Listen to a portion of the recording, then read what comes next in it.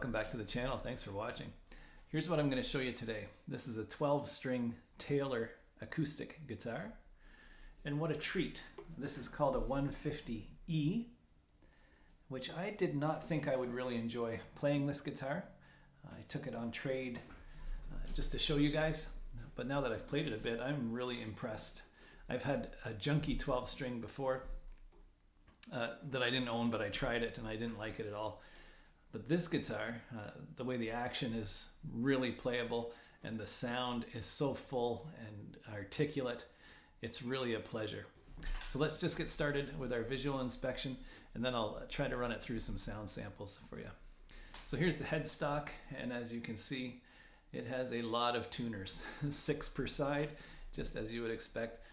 Now they are unbranded, I believe. I don't see any branding on the tuners. There we go. And it just says Taylor at the top. Now this is a 150E, and we see it has the Taylor 3-screw truss rod cover. This looks to be a mahogany neck to me, and I do not see a scarf joint, which is kind of surprising. Maybe there's one there and I'm not seeing it because it is a 2-piece heel, as we see here.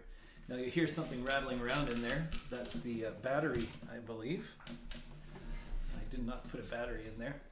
This is the electric model. So let's just work our way down. We see it has an ebony fingerboard, super cool, and nice position markers on the top of the fingerboard there. As I mentioned, a 2-piece heel with the strapped pin, which is nice for performing. And the back on this and sides is called layered walnut. Now that was a surprise for me. Looks kind of cool. I think I would prefer rosewood, but it is what it is. Looks pretty good. And there's the top. Now that's the important part of the puzzle, of course. And this is Sitka spruce, which is my favorite tone wood for a top. Typical Taylor looking guitar with this funky little pick guard. And I like their bridge. The inlays are fairly simple on this guitar. And there is binding around the body. And on the back, there is no binding up the middle. And there's the strap pin. And you see that's where the battery goes as well.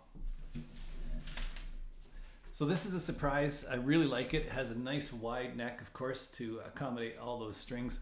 Feels a bit like a classical, but the strings don't trip on each other. I found it surprisingly easy to play if you just pretend it's a 6-string, but it sounds great. So let's give it a listen. Cheers.